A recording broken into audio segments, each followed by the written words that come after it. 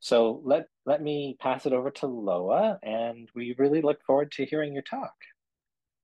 Thank you so much, James, for that introduction, and to Amanda and Shiva for organizing this today.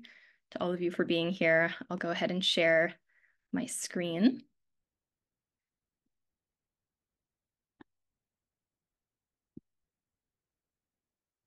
And hopefully you all can see this okay. That's perfect. Wonderful. Thank you so much. If any glitches come up, just feel free to interrupt me. All right. So yeah, I'm really, really glad to be here today. So appreciative to have been invited to this HAS talk. And I'm glad to present my talk, Is Self-Care Really Just About the Self? So I'm actually going to begin by dividing the Zoom room in half. So those of you whose last names begin with A to M, I want you to imagine a university student. Let's call them Kaya. Kaya is enduring a challenging life period after suffering a loss in the family. And while grieving, they get no reprieve at school as they work in a discriminatory research environment.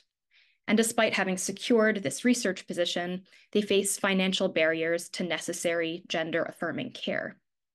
Kaya is trying to stave off another bout of depression. And after a particularly tough mental health day, a colleague tells Kaya, "Why don't you have a spa day? The self-care will make everything better." The group whose last names begin with O to Z, I also want you to imagine a student experiencing hardships that are making life feel unlivable. Let's call her Ebby. While studying for her master's degree and working full-time, Ebby is also parenting 2 children through COVID and caring for an adult brother with disabilities who was abandoned by his residential facility. Ebby feels this mounting burnout and growing anxiety. One afternoon, her supervisor reaches out with a support plan, offering tangible solutions that temporarily relieve Ebby of some of her responsibilities, writing in an email, "Self-care is so important. The lab and I are here to make that happen for you. We have your back."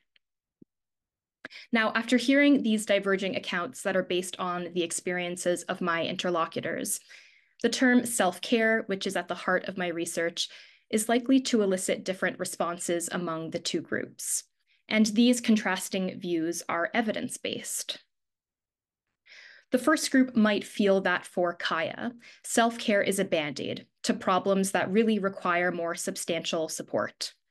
Self-care has been rightfully criticized because it tells people to become enterprising selves, to manage their own health while under-resourced. This removes the responsibility to care from governing powers. And we know that funding cuts to both mental health and education sectors in Canada result in weakening social safety nets for young adults and can make self-care a necessity rather than a choice. The second group might feel comforted that for Ebby, social solidarity and compassionate support are available.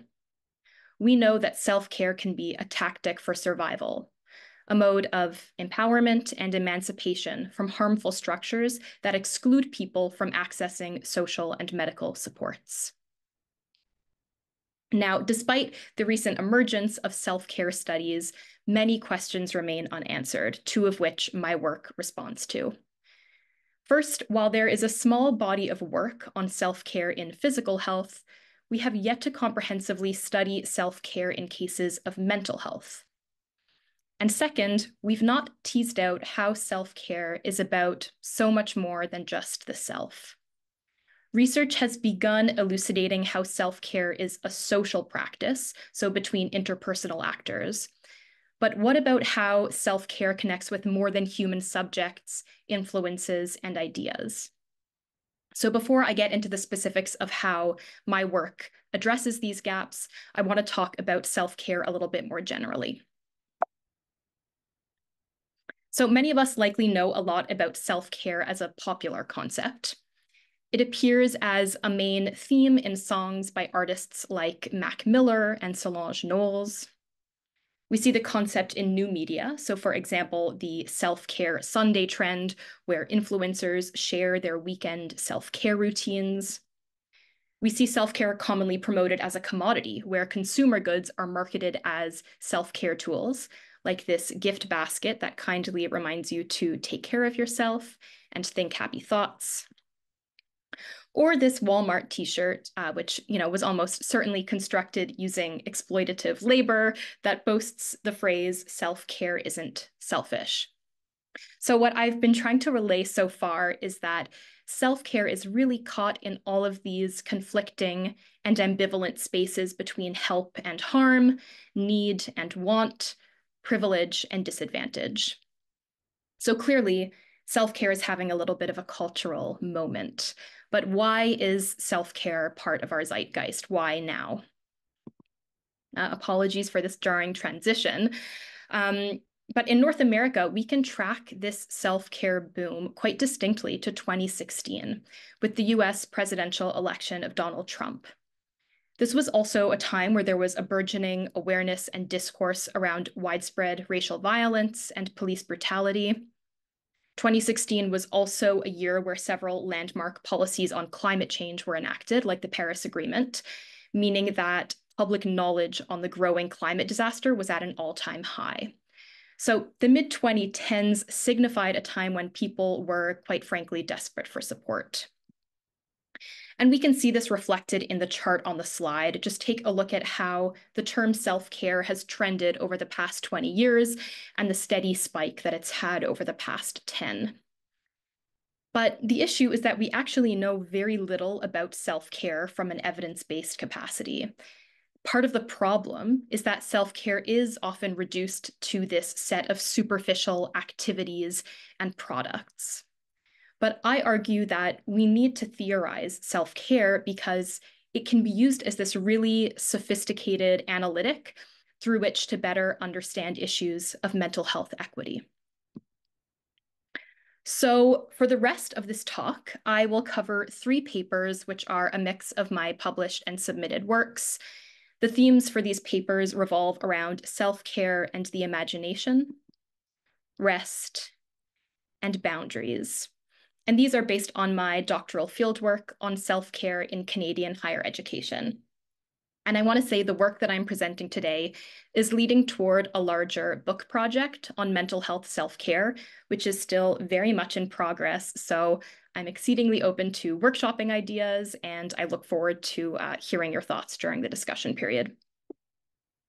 So the university is a context where over the past decade, we have observed that mental health difficulties are really growing in prevalence and in severity. And as an anthropologist, I first and foremost see myself as a steward of people's stories. So the type of research that I do is called ethnography. If you're not familiar, you can think of a biography as the story of a person's life, whereas an ethnography is sort of the story of a community's life. And so to collect the data needed to tell stories of mental health in the university, I conducted participant observation where I spent a lot of time at student mental health events, in group counseling sessions, at advocacy rallies, primarily in Ontario and British Columbia. I also conducted interviews with 83 students and 42 campus mental health specialists about how, when, and why students pursue various forms of treatment and self-care in their mental health management. And I used an arts-based mapping method, which I'll speak about a little bit later. But in all this, my interlocutors are really the experts of their own lived experiences, and I just have the privilege of interpreting their thoughts and experiences to generate new insights about care, cure, and well-being.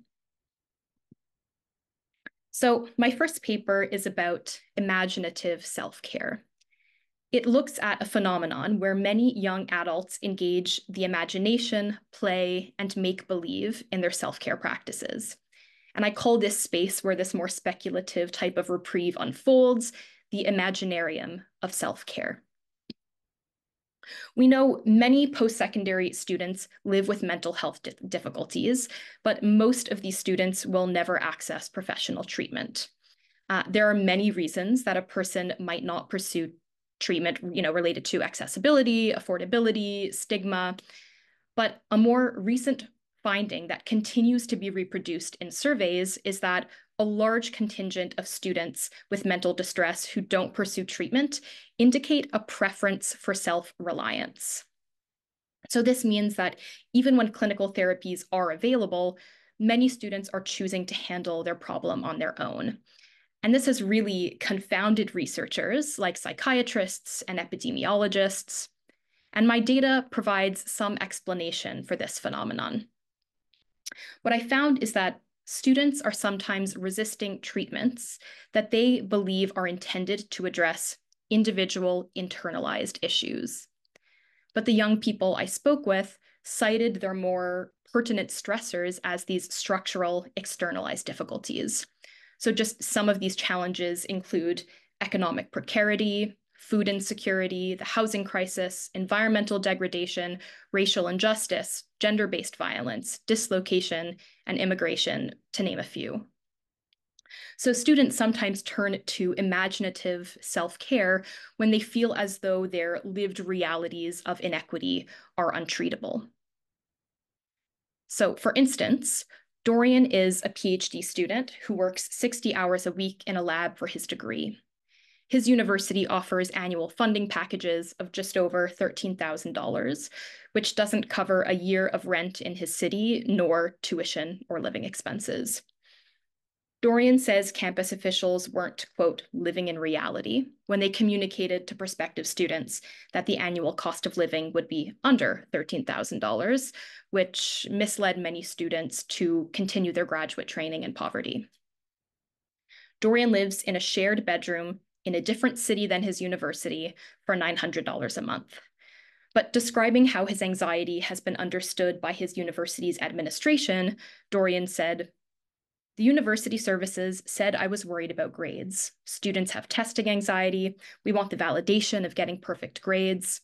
I'm over here worrying about my grades because I need to get a job, because capitalism, because my partner and I need a place to live safely. When my findings aren't good enough, that really affects my future in very real ways." So Dorian is countering this narrative advanced by campus professionals that his anxiety was rooted in academic perfectionism. His sleepless nights spent fretting over professional success are really amplified by financial precarity and unstable job markets, and an institution that he feels deceived him into a life of scarcity.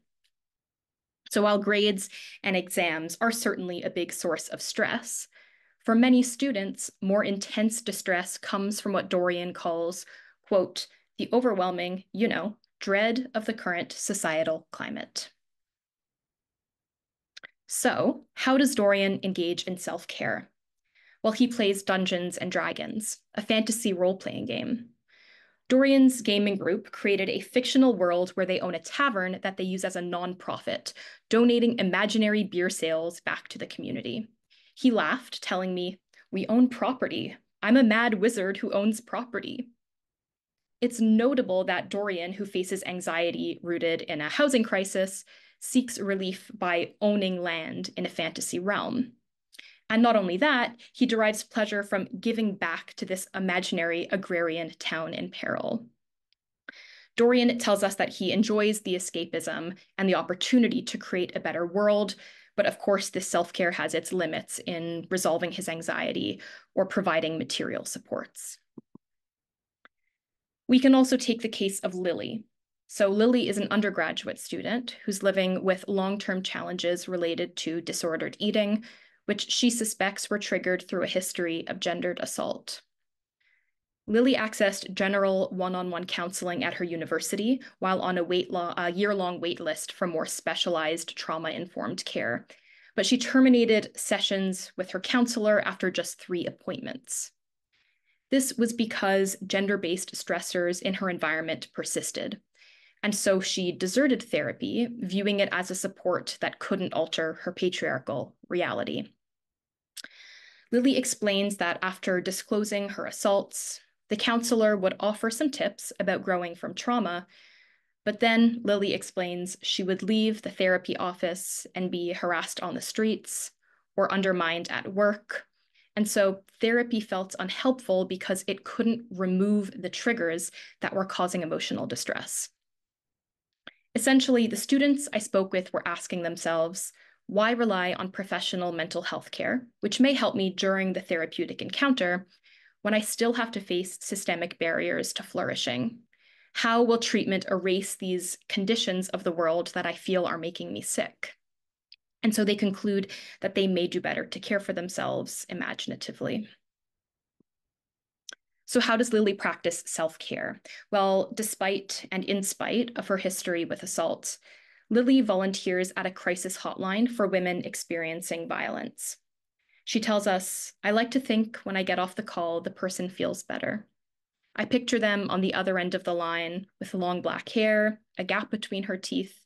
She'll go get a coffee and drive to a friend's place and go for a swim. I don't know if any of this is true. It probably isn't, but I like to think that I make people feel better somehow." So Lily described having the chance to help others as her form of self-care.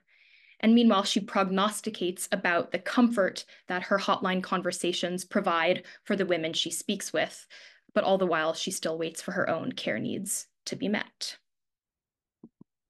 Now, I don't have time to go into detail about this today, but I found that young people's understandings of self-care usually conflicts with clinical understandings. Among the psychiatric providers I spoke with, self-care is predominantly understood as a problem, a barrier to treatment or a form of non-compliance with medical models of recovery. As one brief example, in an encounter with a research psychiatrist, I was told, students think they can handle it on their own, so they refuse help from anybody. They wait until they can't handle it and they need emergency support. If you're going to do yoga as self-care, then you'd better make it the most tenacious yoga of your life because it could cost your life. And this researcher's frustration reflects a common sentiment I heard among psychiatrists, where self-care is seen as a risky or irresponsible choice. And so mental health professionals also participate in the imaginarium of self-care when they speculate on the causes and the consequences of self-reliance. There are more stories of imaginative self-care than I have time to describe today, like an Indigenous student who handles the pain of stolen land by making believe that the world is an untouched naturescape while community gardening, or a group of international students who share information about the citizen application process as avatars over a multiplayer video game. What's important to highlight, though, is that these interlocutors aren't entering the imaginarium to seek reprieve from individual emotional duress, but rather they're looking for community redress, right? For Dorian, an economic crisis; for Lily, a sexist environment. Their self-care involved imagining themselves improving these social conditions for others. And this helps us understand how self-care is a communal practice that works across individual, community, and systemic scales that aren't always accounted for therapeutically. So this sort of preference for self-reliance in students is less of a preference, right? Rather, students are engaging in these creative forms of self-care to manage troubles that are embedded in broader systems of inequality. So while my first paper explored how students creatively care for themselves through constraints, my second paper brings into focus the times when students are unable to care for themselves. And to understand this issue, we need to look at self-care from a bit of a historical point of view. So our current ideas about self-care really have a genealogy that traces back to feminist, disability rights, and civil rights movements from the 1960s. These early justice-oriented concepts of self-care were born out of a liberationist need for groups at the social and medical margins. One example is seen in the women's health movement, which assembled in response to patriarchal medicine that overlooked the needs and the anatomies of women. So they created the seminal text that you see here, Our Bodies, Ourselves, that comprehensively outlines women's health and sexuality. And this text was positioned as an act of self-care that prioritized the lives of women. This example illustrates how activist genres of self-care are community-oriented rather than focused on the individual. So this genre of self-care that is rooted in resistance really has been co-opted and remolded over the years. So other scholars have discussed how self-care has been neoliberalized into a pursuit that helps people achieve maximum productivity, efficiency, and independence. And we see this a lot in hustle culture quite a bit. And scholars have relatedly discussed the corporatization of self-care, where there are a suite of products and services a person must purchase to enact self-care, right? You probably heard hashtag treat yourself. So what we've seen is that this messaging of self-care delivered by primarily Black, queer, disabled, feminist thinkers has really been diluted. And so my paper discusses a related feature that I call the bubble bathification of self-care, which speaks to a current moment in self-care's evolution that forwards rest as a therapeutic resource. So in the university, there is a paradox, and I'm sure this will resonate with many of you. On the one hand, there is a lot of messaging suggesting that restfulness is this easy to access, palliative resource that wards off psychological distress. You can see this email from a university HR department imploring its constituents to give themselves the gift of rest and recovery. But on the other hand, these institutional propositions to rest and de-stress can rarely be actualized due to superseding expectations of productivity that end up making resting disadvantageous, not just for students, but for staff and faculty as well. And so the widespread exhaustion in academia contributes to the normalization of sweeping mental health issues. One of my interlocutors had this interesting passage to say about restful self-care. So she tells us, I think self-care is incredibly important and powerful, but now it's just these surface level things you can do, like paint your nails, have a bath, blah, blah, blah. Self-care is a bubble, bathy buzzword. These things are seen as the ultimate solution. If I feel stressed, my heart is beating, I do need a break where I can relax, but how do you even get to the bath? I love a good face mask, but is it going to change my entire outlook? No. So we see that the discourse has really been diluted to, if you're feeling anxious or depressed, get in the tub, light some candles, and watch your struggles dissipate with your bath bomb. But this is a big oversimplification. And to be clear, I don't dispute the importance of recuperation as a contributor to emotional well-being. This is really undeniable. But rather, it's because of the necessity of relaxation in this culture of rest deprivation that I share stories which unsettle this taken for granted relationship between rest and healing in mental health. So take the case of Anne. Anne is an older undergrad student in the final stages of an intensive healthcare program.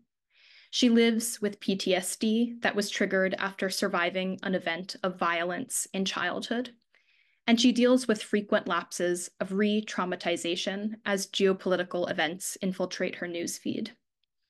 Anne is also a mother to a child with several motor and developmental disabilities that require special educational needs. All this while being on call at the hospital until 3 a.m. She receives emails from her university asking her to take a break, which she laughs at sardonically. So what does it mean when we ask Anne to rest? Rena is a grad student who's worked at a long-term care home for a degree placement. She started experiencing nightmares and anxiety attacks after beginning work on the dementia unit. Quickly, she burned out as she bore the consequences of the facility's mismanagement and as new duties were continuously delegated to her. Rena then experienced an instance of gendered assault at work, which got swept under the rug by her employer and academic advisor, who told her it would be in her best interest to continue with her degree placement and progress with her degree, but just take care in the meantime. But shortly after this event, Rena decided she couldn't take any more and she left the role. So what does it mean when we ask Anne to rest? And finally, Leslie is an international student who's witnessed widespread mental health crises among her peers. Most nights, Leslie struggles to fall asleep due to the sound of her roommate, who deals with acute homesickness and depression, crying herself to sleep. So Leslie and some of her friends have been advised to take time off school to focus on healing, but taking a leave of absence means foregoing access to all university services, including psychological counseling. And as international students, a leave would result in the revocation of their student visas, terminating their studies and sending them back to their home countries. So I ask again, what does it mean when we ask Leslie to rest? The bubble bathification of self-care elicited many other forms of mental, bodily, and social unrest that I don't have the time to fully elaborate now.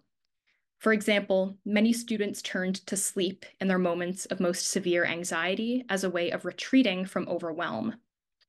Others experienced exhaustive collapse, like accidentally falling asleep during class when the demands of work and life became too intense.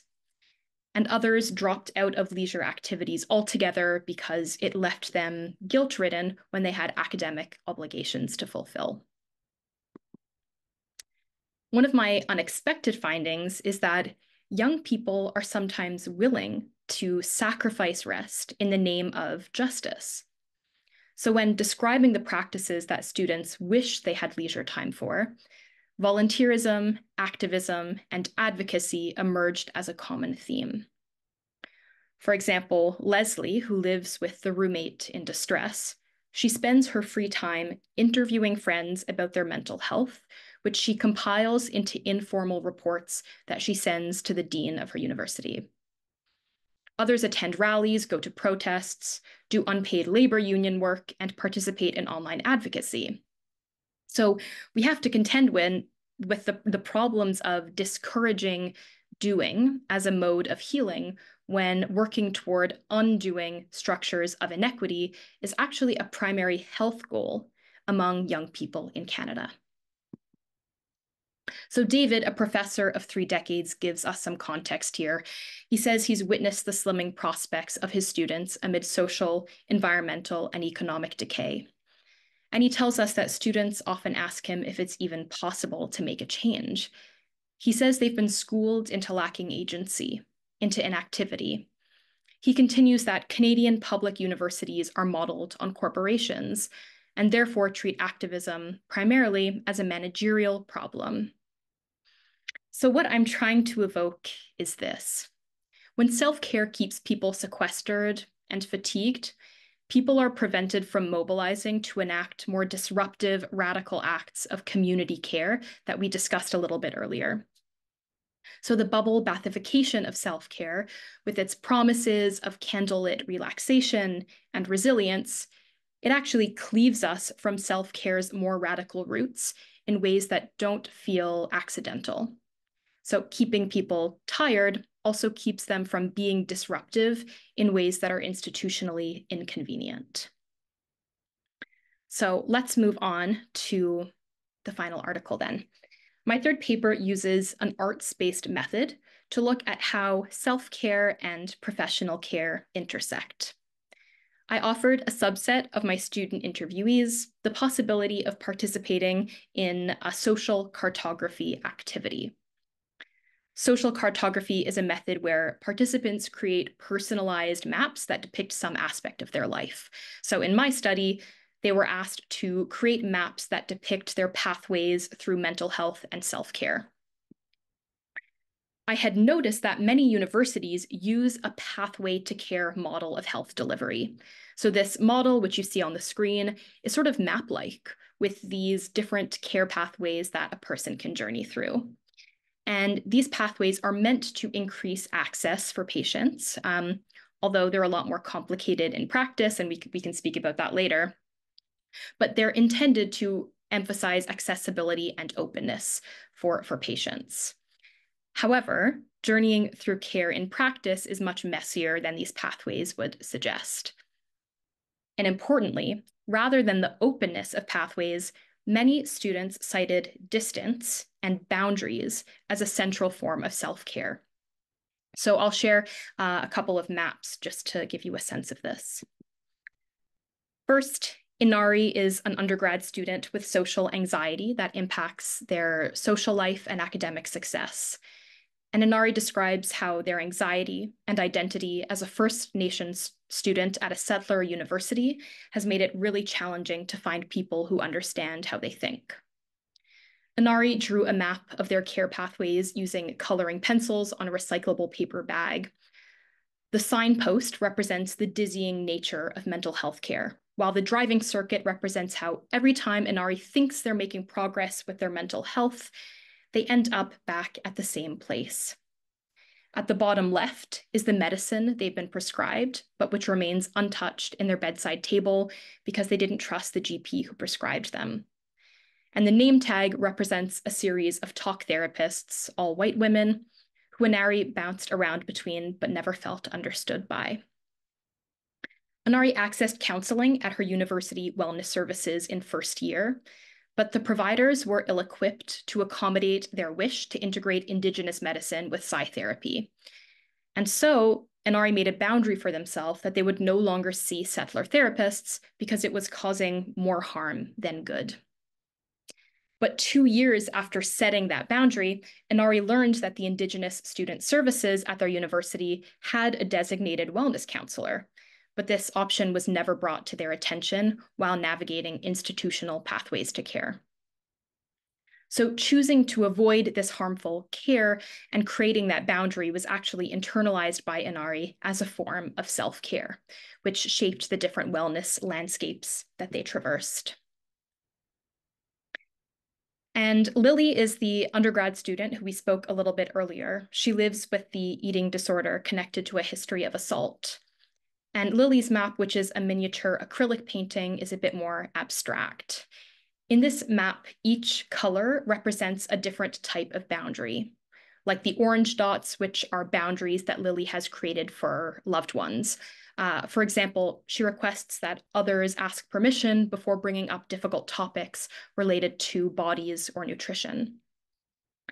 Lily relays that her loved ones probably feel like they're walking on eggshells around her, but she doesn't mind, and says she'd rather her family sit in awkward silence every time she visits than make unhelpful comments. Lily is certain she would lose her relationship with family without these boundaries in place. And so building these intentional borders preserves her mental health. And this is what makes boundary making into a form of self-care for Lily and others. Notably, Lily has attempted to traverse several pathways to care, yet supports for both sexual violence and eating disorders had waitlists that were over a year long.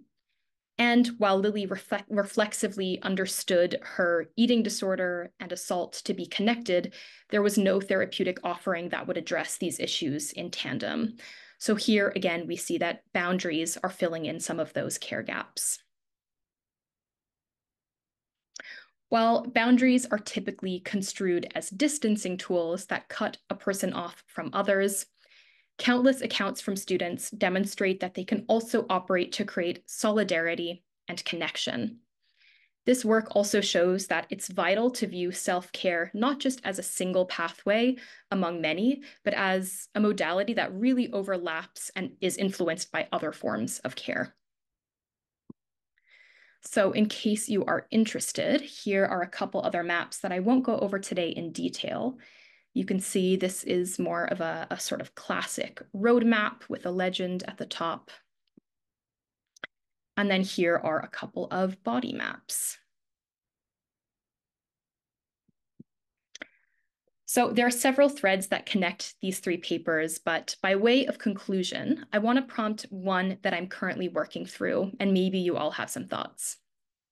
This is the idea that people's minds are permeable. And so the social, economic, political, and ecological conditions that we're surrounded by seep into our minds and influence our well-being. Otherwise said, both hurting and healing are embodied processes that can't be understood without looking outside of the self. So for my interlocutors, mental health conditions feel unrecoverable insofar as dismantling inequities feels impossible. So I suggest that without an orientation into repairing our worlds, mental disorder may remain incurable. My growing research program explores new configurations of caring about, caring for, and most importantly, caring with.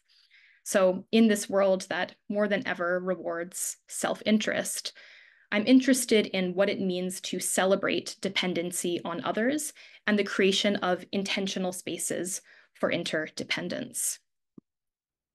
And I like to end all my talks with book recommendations that I think audience members might enjoy, since reading is one of my sources of self-care. So one fiction book that I've recently enjoyed is The Midnight Library by Matt Haig. It evokes themes of the imagination and mental health. And one scholarly read that I recently enjoyed was On the Inconvenience of Other People by Lauren Berlant, which tells us about how we are really all attached to one another for better or for worse. So thank you very much, and I really look forward to the discussion. Thank you so much, Loa. That was a fantastic talk. I was off camera, but the number of times I was just nodding vigorously in agreement. I'm going to open the floor for questions. We have about 15 minutes. I invite everybody to ask your questions again in the chat, or you can just raise your hand using the Zoom function and we'll call on you and you can just ask your questions directly to Loa.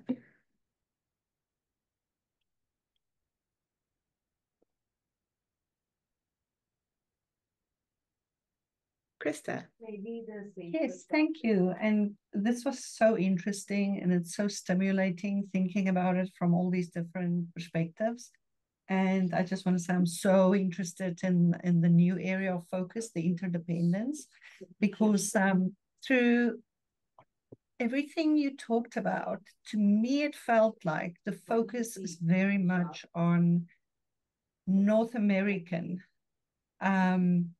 ways of self-care and thinking about care. Because in my own experience, having grown up in Africa, and some of my best friends is from Middle Eastern countries, I think the focus on the family unit and communities and communal care, when you think about care, just from so many different perspectives, whether we think about nutritional care or even the counseling and legal systems and things that exist there. It's more about, you're supported. The care is not being seen as something that can really come from the self on its own. So I was wondering if your focus is more North American at this point. And then that same thing made me think about, how we are so privileged to be in Canada on campuses here where our students are from such diverse places. And looking at all those different visualizations that you showed, once again, I was thinking about if they are students from places where the way you care is the group cares. It's never been me that have to be, I'm not reliant on me. I'm part of a group and now my group's gone. Like, do we even consider that? Yeah. Yeah, these are really fantastic reflections, and I'm so grateful for that question. So to answer your first part, my field work was mostly located in Canada, so across Ontario and British Columbia, but there's a component of this project that I didn't have the chance to speak about during the talk, which is that it is partially embedded within this project, and apologies, it's a mouthful, called the World Health Organization's World Mental Health International College Student Initiative, the WMH-ICS. So there's a survey component to this study, which at McMaster is led by Dr. Marissa Young, who's on this call. And then there's a recent qualitative initiative that I work on with James. And so what's exciting about this project is we realize how limited we are in understanding cross-cultural, cross-national perspectives on something like self-care. So we have this collection of now 12 countries who are administering an interview protocol, and we're going to come together. And one of the papers that we're working on is cross-cultural understandings of self-care. And I think that that will be a really important avenue to bring out some of those more, community approaches to self-care, which really are the genres of self-caring or community caring that people are finding most helpful and empowering. And then I think the second question there was sort of about the relative privilege that sometimes we see students on our campuses having. And, we're always sort of aware of the fact that the students on our campuses have access to a suite of supports that non-students often don't have available to them. But then something that we try to do through this work, or that I'm trying to sort of speak about, is how a lot of our students are coming to this position with many other intersecting identities. So a lot of our students don't feel that being a student or that their studenthood is the most sort of significant part of their identity. And so really understanding how our students are positioned and how a lot of them are coming from different contexts of violence, of pain, of abandonment, helps us to provide these students with better supports that are sort of coming from that enriching community approach that I think is so important that you're speaking about. I hope that answers your question. Thank you. That's fantastic. I think, what you've highlighted here is so true. Doesn't matter if we have colleagues or students, professor, or what other kind of relationship. First and foremost and primarily, we're connecting with each other as human beings. Thank you. Thanks so much, Krista, for your question, and Loa for that great answer. Are there any other questions? Anything else that folks wanted to pose to Loa? Nicole, go for it. Thank you so much for that wonderful talk, Loa. It was, very eye-opening to hear a lot of the stories that you've shared with us. But I was also thinking about when you were talking about self-reliance, and I wondered if perhaps because of maybe ways people were raised, or just kind of understanding that everyone is struggling and going through a lot of stuff, if anyone sort of spoke to not wanting to seek help because they were ashamed or maybe thought their experiences weren't worthy of help in comparison to other folks' experiences. So if they sort of like diminished their own struggles and just really like relied on self-reliance, I guess, instead of even wanting to ask for help or seek help. Thank you so much for that question, Nicole. That is really kind of on the nose, and it's a comment that we heard reflected from so many of these students saying, on the one hand, yeah, I'm sort of like a 10 out of 10 stressed all the time, and then on the other hand, but everyone else is a 12 out of 10 stressed all the time. So it really speaks to this issue of the normalization of mental distress on our campuses that is wrapped up with this whole issue of sort of hyperproductivity and not being able to take breaks. Because when there's an awareness that everyone around you is struggling, it's so easy to diminish your own experiences.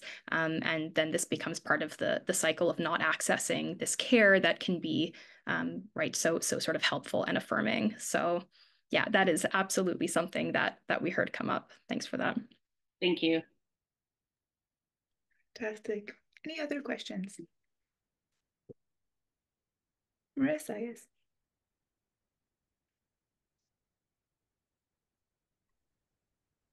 Hi, everyone. So we actually have a few people here since I have class right now. And so we were all excited to join and listen to your talk today. Really good points. And I love the way the three papers and themes connect. I'm really struck by this, the way the psychiatrists reacted to self-care. And I think just because I'm not particularly familiar with the dialogue or the ideology around that, but I'm just thinking back to times of COVID where, our university was seeking advice from health professionals in order to help workers, staff, faculty, students cope during that time. And if you'll recall, we worked on a study where a number of our respondents ended up saying, I'm so sick and tired of hearing these advertisements of, just take a moment to yourself, use your lunch hour to come here and have, this time to reflect on a workshop of how you can potentially help cope with the stressors of these times. And I just don't understand, I guess, at that institutional level, like why these people aren't talking to one another. And maybe just to hear your reflections, or if you have any points or anything that came out of the research that you did that might speak to that inherent contradiction. Yeah, thanks so much. That's such a fantastic question, and something that I've thought a lot about over the last 5 years. Being part of some of these studies is, being sometimes a bit of an anthropological outsider in areas that are either like quantitatively dominated or epidemiologically dominated. But at the end of the day, really understanding that we all have this common goal and perspective of care, like we're caring about these students and trying to make sure that they're supported. And so I think something that was kind of an important finding for me throughout this work is that for example, Jason, that research psychiatrist that we heard from, his frustration actually comes from a deep sense of worry for these students. Because on the one hand, he's working with the survey, which says all of these students have, undiagnosed mental health difficulties and they're not accessing care. But then he's also looking at the survey that says, a huge portion of students are dealing with suicidal ideation, for example. And so there's actually these really emotionally nuanced findings that are informing his frustration around why these students aren't accessing care. And so I think that something that's really exciting for me going forward, as James was describing, being in a more interdisciplinary postdoc, is that the best work is going to be interdisciplinary. It's going to be getting out of these silos and pairing the stories with the statistics and coming up with a more fulsome understanding of what's happening in the lives of people who are distressed. So yeah, I'm just so glad to be able to be across these spaces and work with so many of you that are here on that work. Thank you. Great. Thanks, Loa. And thanks, Marissa, for joining with your class. That's fantastic to know we had so many folks joining us. Any other questions for Loa? Questions or comments? I know she mentioned being very open to comments.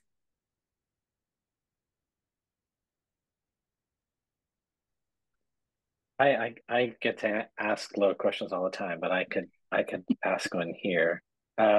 We've talked a little bit about this idea of kind of like you've talked about social systems like capitalism and even the university structure and education, families and other. I'll quickly ask my question then about this kind of colonizing of the self, and I'm wondering if you saw self-care practices as an attempt to kind of decolonize the self in a way. But I also want to leave time for the student to ask a question. Yeah, no, thank you for that. That's a fantastic question. Yeah, and I know we've sort of been having these conversations around what is a self outside of a body and what are the forces that end up kind of colonizing the self. And I think that this sort of comes back to Krista's question as well, which is, there are these two different, or there are many, but two of these forms of self-care that I spoke about today. One, which is this more sort of superficial promotional genre of self-care that is really a mode of placing the responsibility or the blame for recovery on individuals. And I think that in that case, self-care actually becomes a force that does colonize the self. But then it's this other genre of self-care, which is more liberationist, which I think becomes the opportunity to decolonize the self. So it's strange because self-care is actually this sort of tool that is, we call it sort of both like remedy and poison, right? It's both hurting and helping, I think, in that process. So moving toward that sort of second approach to self-care, I think is what brings about those potentials. Awesome. Thanks, Loa. And Marissa, over to you with the student question. Hi, Loa. Just a kind of quick question. You're talking about like writing a book in sort of the future and that you're currently working on it. I was wondering if you could tell us a bit about it and like what you're planning to like add in and whatnot. Thanks for that question. Yeah, so it's still really early days, but I have plans to turn some of my unanalyzed data from my doctoral study and then also some of this postdoc work into a book on mental health self-care, because as I mentioned, there is a host of emerging research around physical health self-care. Actually, we see a lot of this in diabetes studies because there are these very sort of strange understandings about how a person is meant to self-manage things like nutrition and exercise, but we don't have this literature around mental health self-care. So my goal is to have a book which looks at a few different comparative contexts, one of them being the university, the context I spoke about today. But for example, I'll be doing community engaged work with the Canadian Mental Health Association. So this raises a whole other host of questions around, well, what does mental health self-care look like in a space that is, you know, a mental health agency and not a more institutional context like the university? So I hope to have a few different contexts where I'm able to explore some of these entanglements, kind of post-human, more than human entanglements that influence our distress, our redress, and how self-caring is happening in different spaces. So yeah, I appreciate you asking that question. Thank you. Fantastic. Thanks, Loa, and sounds like a great upcoming project. I think that's it for the time that we have for questions and answers. Thank you again, Loa, for a fantastic presentation. I'm going to do a virtual round of applause. I'll also encourage folks to get in touch with you if they do have further questions or comments. I also just want to quickly mention that our next HAS Talk will be happening on November 6th. We'll be hosting Dr. Lillian Hunk from the UBC Idea Lab. And as always, Amanda and I are open to suggestions for who you'd like to hear from. Again, this was a fantastic presentation and we're so lucky to have heard from Loa. If you know of or want to listen to other folks that you want us to host, please do get in touch. Thank you all for joining us this afternoon, and we hope you have a fantastic rest of your day. Thank you, everyone. What a wonderful experience. Take care.